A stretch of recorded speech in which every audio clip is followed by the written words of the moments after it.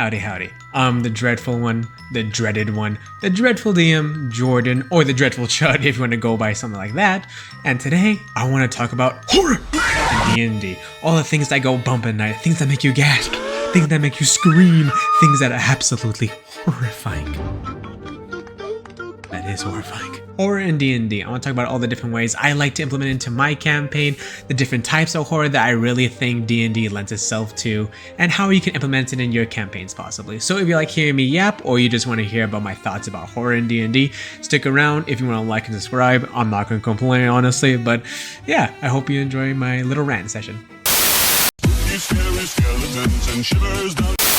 Horror has many different types of subgenres that we can delve into in D&D. In case you didn't know, D&D is a very open-ended thing. We can create ideas, campaigns from any sources we want. So if we're going to horror, horror has so many different types of subgenres, from the very serious and to the very distasteful and grimy grindhouse type of things. So the like funny, uncanny stuff that doesn't look right, but it's still goofy and all around still good time. And somewhere in between, there's the esoteric, there's the typical, the mainstream, the stuff you have to go into like the back of the video store to find some VHS tape that's gonna scar you into the end of your days. Stuff like that. In D&D, we can pick any type of things we want from it. But people like to say around stuff they're drawn to, so they might draw the same inspirations for their campaigns, the same stories, so they might go to the same niches they like, and I'm just the same. And I have three particular ideas that I tend to gravitate towards within my campaigns, and those being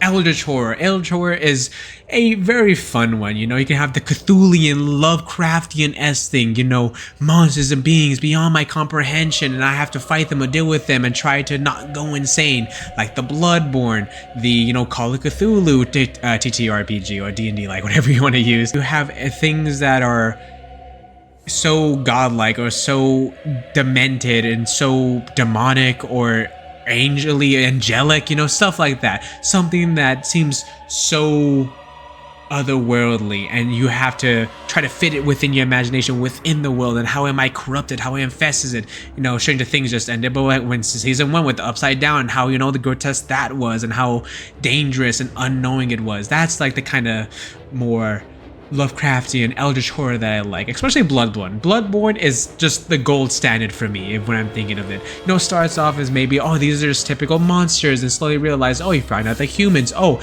actually, there's an eldritch god that you have to fight and kill at the end of the story. Oh, what, you become eldritch squid god? What? And it's stuff like that. Stuff that, you know, challenges your perception of the world and how these beings can actually morph it and change it, and how they might mess with your perception and everything. That right there is why I love Eldritch horror so much. And how that gets in a little bit to my second type of favorite horror, and that being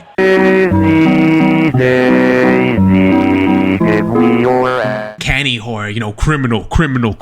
Uncanny horror is the Mandela catalog. That's the first thing you might think of nowadays, you know, distorted human faces, weird long limbs, things that should look human, not even just human themselves, but human structures and how it's a little bit off. You know, you have the back rooms and the liminal spaces of all that. You have things that should be inherently human that try to give the appearance of being human, but it fails all the same. It could be through speech patterns, through look, through just mannerisms in general, how someone might be pouring, you know, a glass of, you know, coffee into an actual, just their hand, and like, yeah, so how's your day going? Stuff like that. I find that so cool, and how when you look and maybe squint a little closer at the details, how things are murky. You know, that plant over there, it looks a little bit weird, and now all my family I've been living with for 30 years is gone, and now I'm waking up at the dead-end apartment that I was 30 years. Stuff like that, when you're looking at just the close details and notice how it's all falling apart, and, you know, maybe some entity is messing with your mind and you have to fight it, you have to decipher what is real and what is not, how your friends might interact with it, how they might look at you, and because of the things around them, how they constantly change it, how one person might view something, how another person might view something. Just the nature of trying to fit the wrong into the right and the right into the wrong, and how that bleeds into each other. I love that so much. I love playing it. Even the simple stuff of just like having everything break down all of a sudden in front of your players. It's like as if like a Disneyland ride. Like if you're on the small wheel just breaking down everything, when you look at things a little bit closer, it's like, oh, that is horrifying. I want to get off this ride right now. And that's what I enjoy. And finally, that kind of leads into my third type of favorite horror.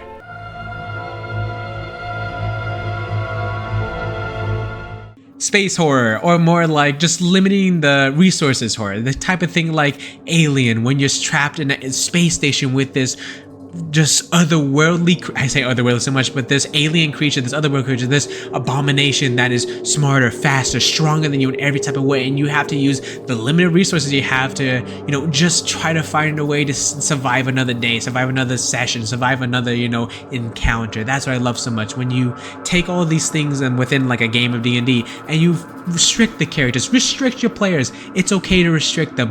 It's fun. It enforces creativity, you know. Scarcity drives creativity. It forces your players to look at something in a different way, look at an environment, a situation you set up, and how like something small as a small, you know, fire extinguisher that might be just set dressing in one campaign, but in your horror campaign when you try to escape, like the alien from the movie Alien, how that could be like a disguise for like you running through something because you blow it up and now there's a bunch of foam everywhere and the alien's like discombobulated for a quick second, you make a quick getaway. Stuff like that. You know, when you force your players to not just run free and run wild all over the place with no like care in the world and no restrictions, it's fun. It could be fun like that. A lot of campaigns do run like that, but when you force your players to slowly creep through the hallway, look around every corner, look behind them, making sure that, look above them, making sure the vents, everything, that there's not some ghoul, not some goblin ready just to snatch him into the darkness, never to be seen again.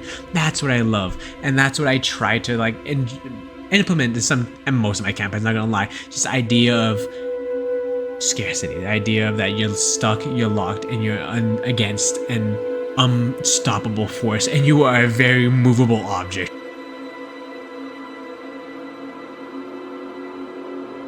But those three blend together in so many different ways, and how you don't have to specifically only stick with Eldritch, you don't have to specifically only stick with Uncanny, or you don't have to specifically stick with this limiting space. Each one bleeds in each other, and it bleeds into other genres of horror. You know, Eldritch and the Uncanny can blend together, how this like maybe Eldritch being tries to imitate humans and that gives into its weird, misshapen, grotesque look, or the uncanniness of like the open spaces of a space station that should be brimmed with life, people running around making sure it's all operable, but this entity, this alien, this being, this whatever it might be, has destroyed it all. So these like places, this cafeteria, these workspaces that should be filled with numerous amount of people is desolate. You see paper riddled all the clothes.